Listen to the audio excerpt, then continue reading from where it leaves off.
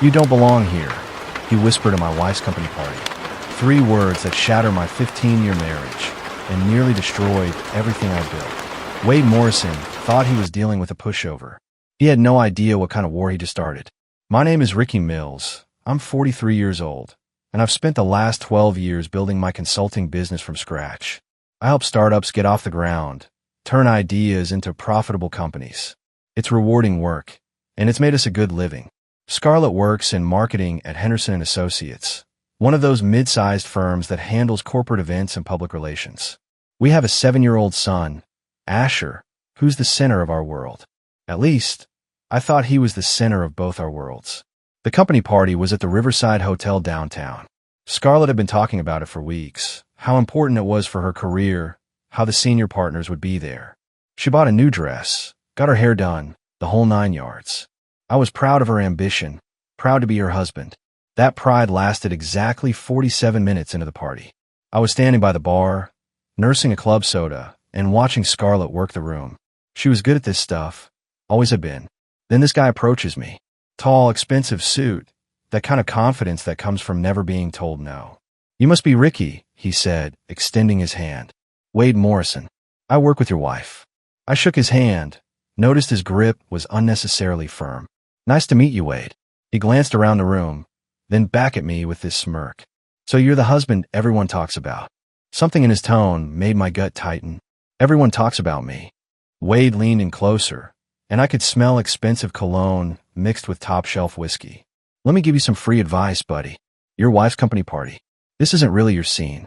These people, this world, it's probably over your head." I felt my jaw clench, but I kept my voice steady. "Is that so? Look around," Wade said, gesturing with his glass. "See how she fits in here. How natural this is for her. Some people are meant for bigger things. Some people outgrow their circumstances." The way he said circumstances, while looking directly at me, made everything crystal clear.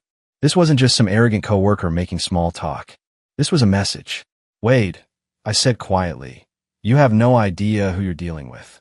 He laughed, actually laughed. "Sure I do, Ricky. You're the safe choice.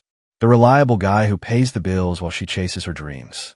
But dreams have a way of changing, don't they?" Before I could respond, Scarlett appeared beside us, her face flushed from the wine and attention. "Wade, I see you've met my husband," she said, but something felt off about her tone. Too bright, too forced.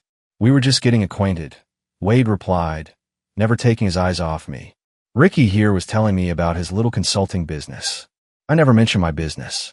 The realization hit me like a punch to the gut. They've been talking about me. About us. "Well," Scarlett said, linking her arm through Wade's. "The presentation is starting soon. Wade's been working on this campaign for months." She didn't link her arm through mine. She didn't even look at me. That's when I knew. Standing there in that hotel ballroom, watching my wife of 15 years hang on another man's arm while he smirked at me like I was some kind of joke, I knew my marriage was over. The question was, what was I going to do about it? I didn't sleep that night. Not even close. I lay on our king-size bed staring at the ceiling while Scarlett showered, humming some tune I didn't recognize. When she finally came to bed, she was asleep within minutes, turned away from me like she had been for months without me noticing.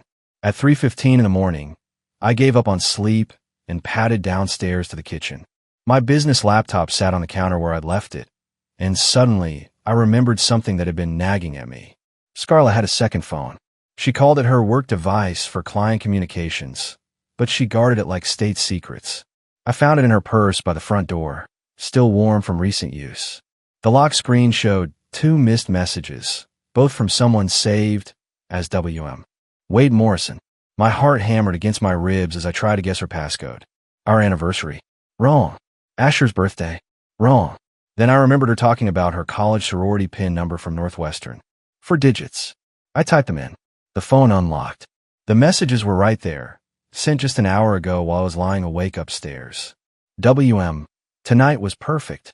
Seeing his face when I told him about your trajectory was priceless. Scarlett. You were cruel. I almost felt bad for him. Almost. WM. Don't go soft on me now. We talked about this. He's holding you back from everything you deserve. Scarlett. I know. It's just harder than I thought it would be. WM. The Hawaii conference is in 3 weeks. Perfect timing to make things official. My hand shook as I scrolled further back. Weeks of messages. Months, maybe. Photos of hotel rooms. Inside jokes about my boring business stories. Plans that didn't include me. But the worst part was a voice message from 2 days ago. I hesitated, then pressed play, keeping the volume low. It was Scarlett's voice, but not the Scarlett I knew. This version was laughing, confident, alive in a way she hadn't been with me in years. "You should have seen him trying to help Asher with his math homework last night," she said, getting so frustrated over second-grade problems. Sometimes I wonder what I was thinking, settling for someone so limited. I stopped the recording. My chest felt tight, like someone was squeezing my lungs. Settling. That's what our 15-year marriage was to her. Settling. I took screenshots of everything, then carefully placed the phone back exactly where I found it. My mind was racing, but one thought kept surfacing above the rest. I'd built my business by being 3 steps ahead of my competition. I analyzed markets, predicted trends, helped startups navigate challenges they didn't even know were coming. But somehow, I'd missed the biggest threat to my own life happening right under my nose. Wade Morrison thought he was dealing with some clueless husband who wouldn't fight back. Scarlett thought she could plan her exit strategy while I paid the bills and watched our son. They were both about to learn that underestimating Ricky Mills was a mistake they'd regret. I had 3 weeks until Hawaii. 3 weeks to figure out exactly how deep this betrayal went and what I was going to do about it. The quiet guy was done being quiet. The next morning, I did something I'd never done before in 15 years of marriage. I called in sick to work and followed my wife.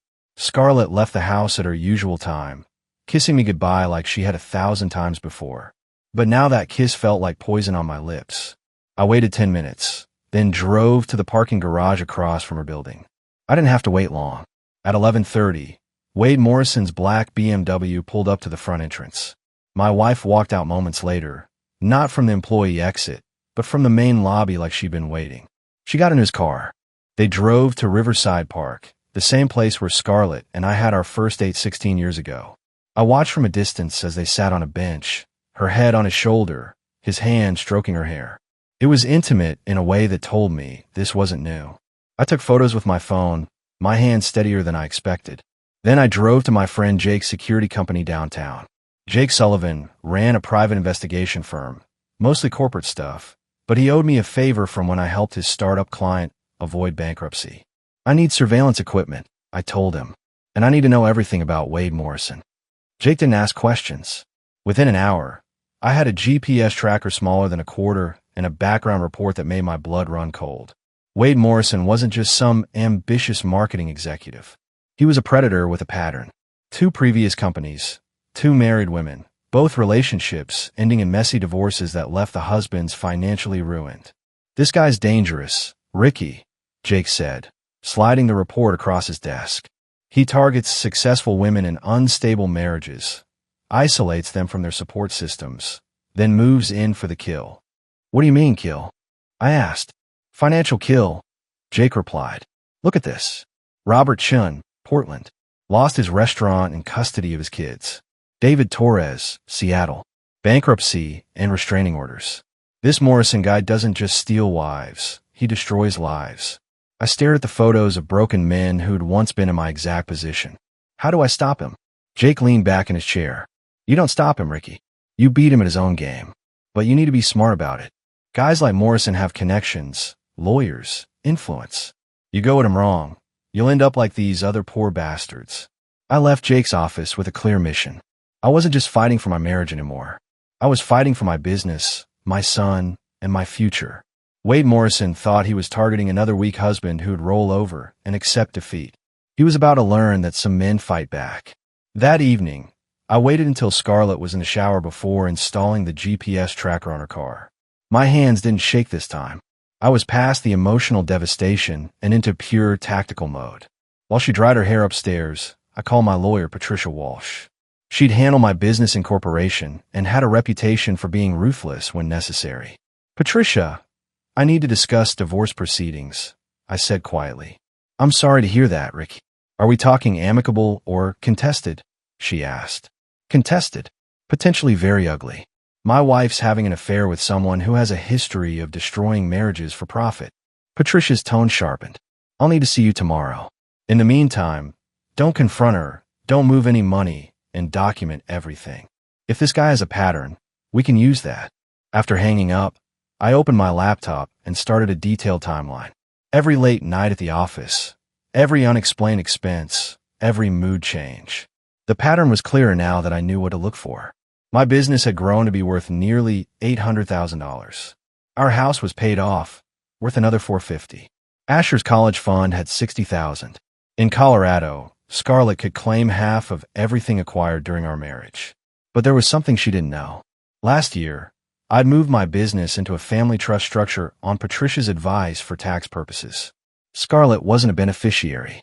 She could claim half of the business value, but she couldn't force me to sell or give her control. Wade Morrison had picked the wrong target. He was used to vulnerable men who'd built traditional businesses. I was a strategist who'd spent years helping companies protect their assets from hostile takeovers. My phone buzzed with a text from Scarlett. Working late again. Don't wait up. I checked the GPS tracker app. Her car was at the Marriott downtown. I grabbed my camera and drove to the hotel. Sure enough, Wade's BMW was in the parking garage. I found a corner table in the lobby restaurant with a clear view of the elevators. 2 hours later, they came down together. Scarlett wore the red dress I'd bought her for our anniversary last year. Wade had his hand on the small of her back like he owned her. I took photos of everything. Their body language, their easy intimacy, the way Wade handed his car keys to the valet like he'd done it before. As they drove away, I realized something that should have terrified me, but instead made me smile. I wasn't angry anymore. I was calculating. And when I calculate, I win. Wade Morrison had no idea. He'd just declared war on someone who specialized in turning around failing situations. The game was on. Meeting with Patricia Walsh the next morning felt like preparing for war. Her downtown office overlooked the city, all glass and steel, the kind of place where serious battles were planned and won. Ricky, what you've uncovered about Wade Morrison changes everything, Patricia said, reviewing the background report Jake had compiled. This isn't just adultery, it's systematic financial predation. She spread out legal documents across her mahogany conference table. Here's what we're going to do.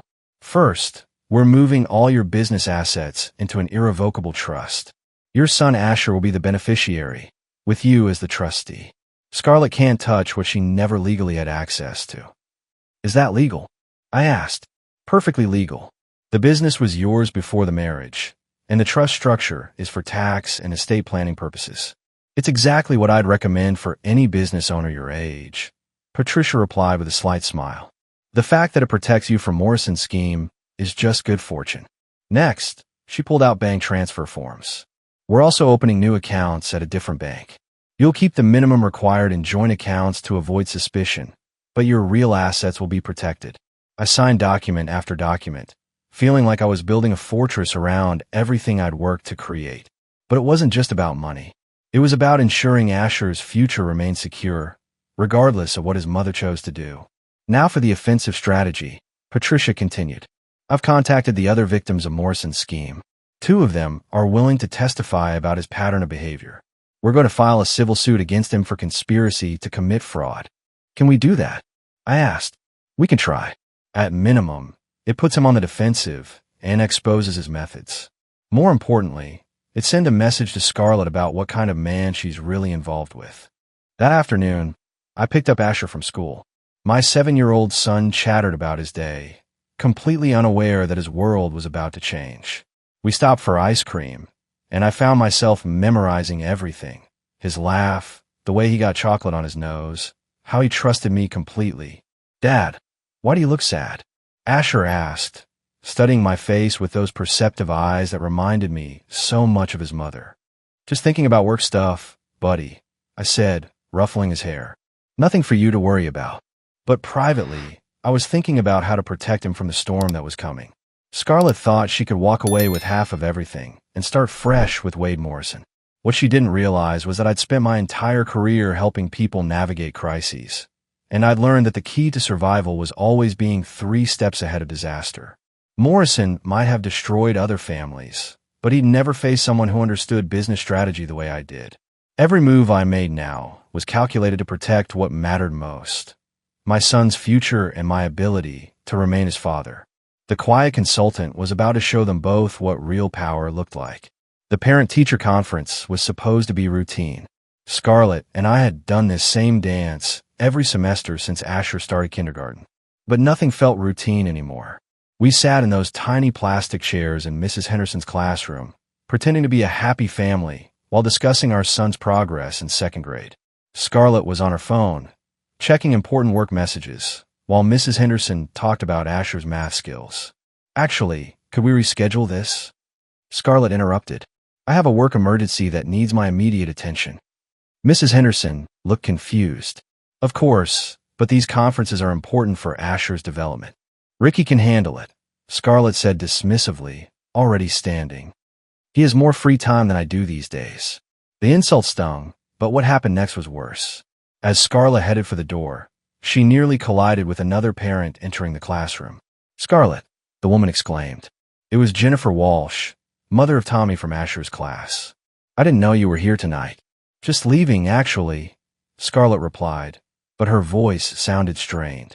Jennifer's expression grew uncomfortable. Well, I hope everything works out for you. The whole situation must be so difficult. My blood went cold. What situation?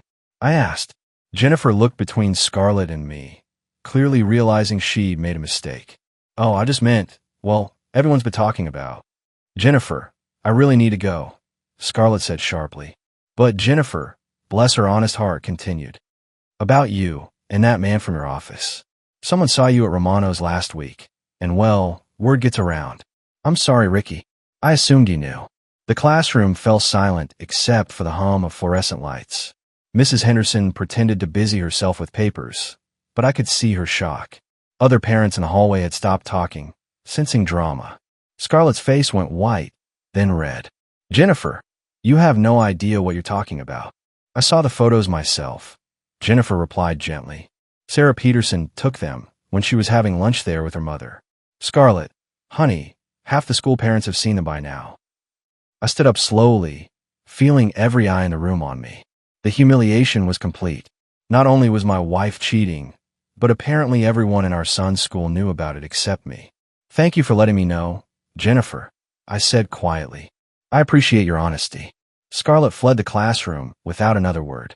I finished the conference with Mrs. Henderson, who kept apologizing for the awkwardness, then walked to my car in a daze. My phone buzzed with a text from Scarlett. We need to talk when you get home. I sat in the school parking lot for 10 minutes, watching other families leave the building. Normal families with normal problems. I thought about Asher inside the building, playing in the after-school program, unaware that his classmates' parents were discussing his mother's affair. The public humiliation changed something fundamental inside me. This wasn't just about my marriage anymore. It was about my reputation, my son's reputation, and my standing in the community I'd called home for 8 years. Wade Morrison had made this personal. He'd turned my private pain into public entertainment. He was about to learn that some fights don't end quietly. The call from Scarlett's mother came at 7 in the morning, 3 days after the school conference disaster. Margaret Walsh had been more of a mother to me than my own, and hearing her voice shake with anger told me everything I needed to know. Ricky, dear, I need to see you, she said. Without Scarlett, can you come over this morning? Margaret lived in the same house where Scarlett had grown up, a modest 2-story in Lakewood with a garden that had seen 40 years of careful tending. When I arrived, Margaret's husband Frank was waiting in the living room, his usually jovial face set in hard lines. Sit down, son, Frank said, gesturing to the couch where I'd watched countless football games over the years. We need to talk. Margaret brought coffee, her hands trembling slightly as she set down the cups. Ricky, we know about Wade Morrison. Jennifer Peterson called me yesterday. She thought we should hear from a friend rather than neighborhood gossip. I felt my heart sink. The humiliation was spreading beyond the school parents. We confronted Scarlett last night, Frank continued. Demanded she tell us the truth. What she told us made us sick to our stomachs. Margaret sat down beside her husband, tears already forming in her eyes. She said you two have been growing apart for years, that you don't understand her career ambitions. That Wade makes her feel alive again. Did she mention his history? I asked. The other marriages he's destroyed? Frank's jaw tightened. We told her about the background check you shared with us. She said you were making it up out of jealousy. Called us naive for believing desperate accusations. The betrayal hit me like a physical blow. Scarlett had turned my own in-laws against my evidence, made them question their judgment for supporting me. But here's the thing, Margaret said, reaching across to take my hand. We've known you for 16 years, Ricky. We've watched you build your business from nothing, seen how you love our grandson, witnessed your character when times were tough. We know who you are. Scarlett is our daughter, Frank added, but she's wrong about this.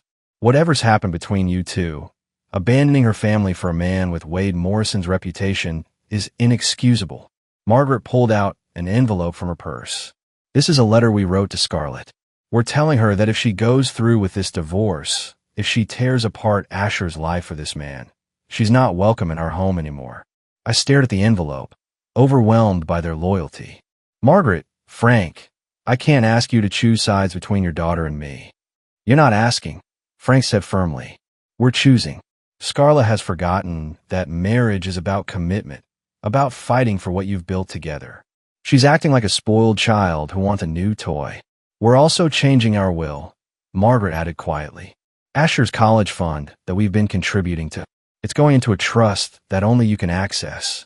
Scarlett made it clear she's planning a new life in California. She won't need our help anymore. I drove home feeling like I'd gained allies but lost part of my family forever. The house felt different when I walked in, charged with unspoken tension. Scarlett was in the kitchen, her face red from crying, the letter from her parents crumpled on the counter. Your little investigation has turned my own parents against me, she said without looking up. The truth did that, Scarlett, I replied. Not my investigation. She whirled around, fury blazing in her eyes. The truth? The truth is that you become a controlling, paranoid husband who can't stand the thought of me being successful without you. The truth is that Wade Morrison is a predator, I said calmly. And you're either his accomplice or his victim. Either way, you're destroying our son's life. Don't you dare bring Asher into this, she snapped. Asher's already in this, I replied. The moment you decided his mother was less important than your affair. The meeting Patricia had arranged took place in a sterile conference room downtown, the kind of place where corporate battles were planned and executed with surgical precision. Across the table sat Jennifer Torres and David Shunn, two of Wade Morrison's previous victims, along with their attorney, Sarah Rodriguez. Gentlemen, Patricia began, we're here to discuss a coordinated legal strategy against Wade Morrison and potentially Henderson and Associates for their role in facilitating his predatory behavior. Jennifer Torres spoke first. Her voice was steady, but I could see the pain in her eyes. Morrison destroyed my marriage using the exact same playbook he's using on your wife. Company parties, late meetings, business trips that weren't really business.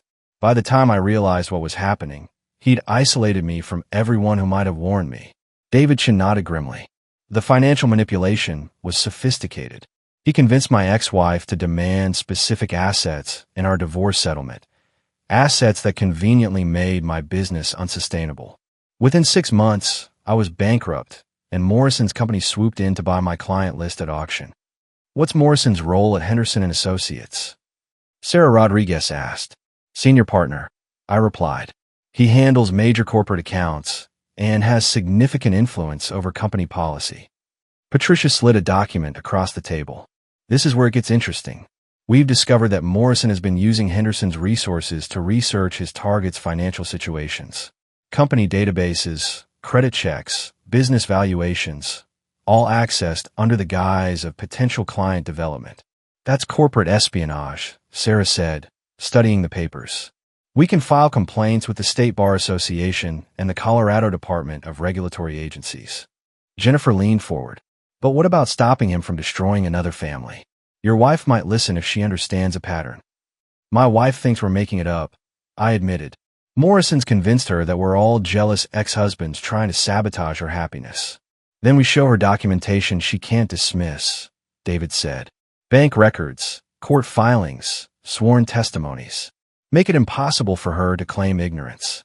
Patricia opened her briefcase and pulled out a thick folder. I've prepared a comprehensive dossier on Morrison's activities.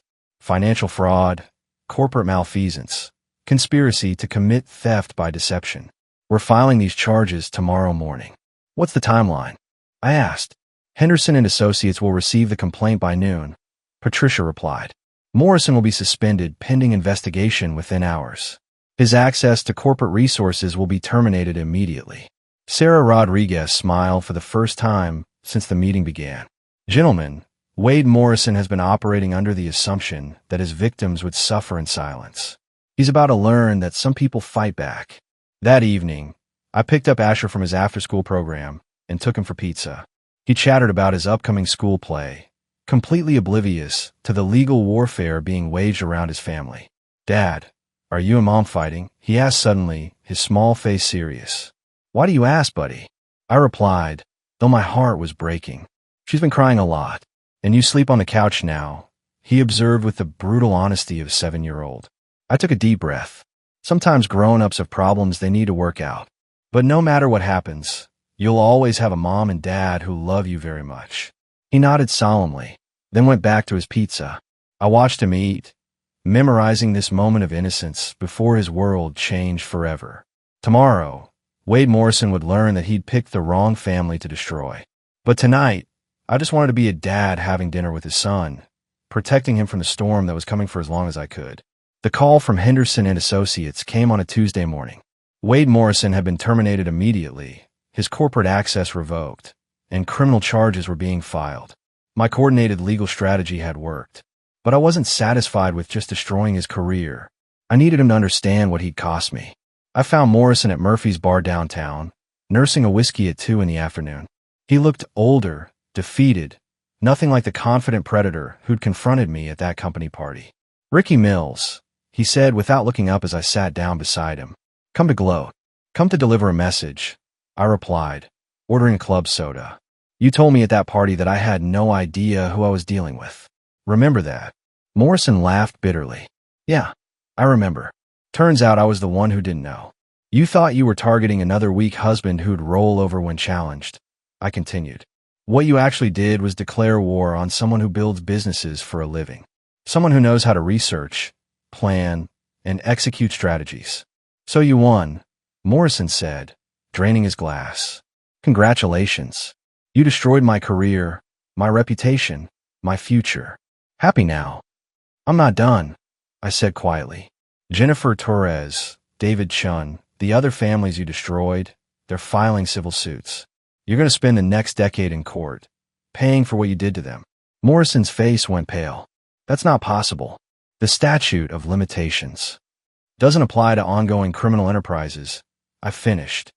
Every family you targeted, every marriage you destroyed, it's all connected.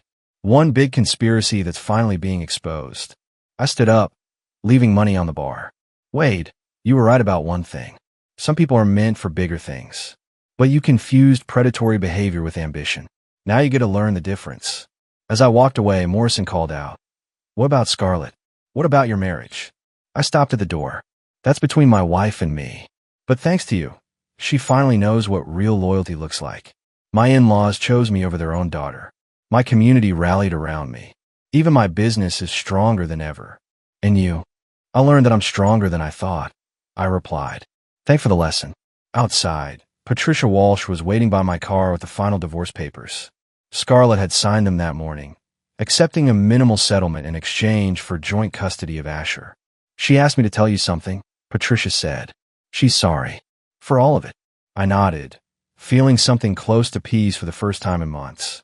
Wade Morrison had tried to destroy my life, but he'd actually shown me who my real allies were. Sometimes the best revenge is simply refusing to be broken.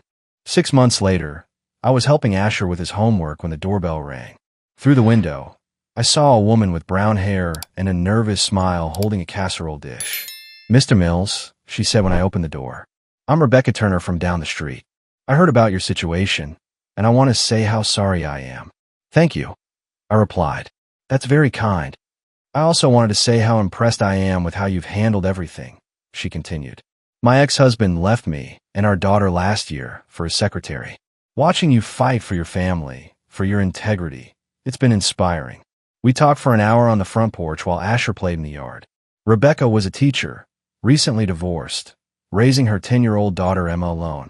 She was intelligent, grounded, and had the kind of quiet strength I'd learned to value.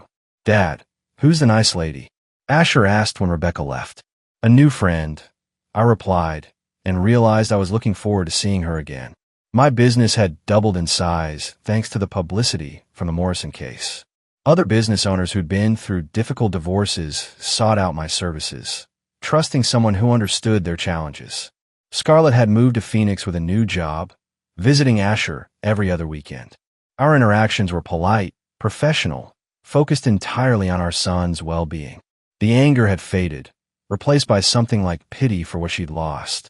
Wade Morrison was in prison, serving 18 months for corporate fraud and conspiracy. The civil suits had cost him everything. His house, his savings, even his law degree had been revoked. "Dad," Asher said one evening as I tucked him into bed, "are you happy now?" "Yeah, buddy," I replied, surprised to realize it was true. "I think I am." "Good," he said sleepily. "You deserve to be happy." 3 months later, Rebecca and I went to dinner. 6 months after that, she and Emma joined Asher and me for Thanksgiving. A year later, she said yes when I proposed. We had a small wedding in Margaret and Frank Walsh's backyard. They become grandparents to Rebecca's daughter too, proving that sometimes the families we choose are stronger than the ones we're born into. Looking back, Wade Morrison thought he was teaching me a lesson about power and manipulation. Instead, he taught me about resilience, loyalty, and the difference between being quiet and being weak. Some men break when tested. Others discover they were stronger than they ever knew. I was grateful to find out which kind I was.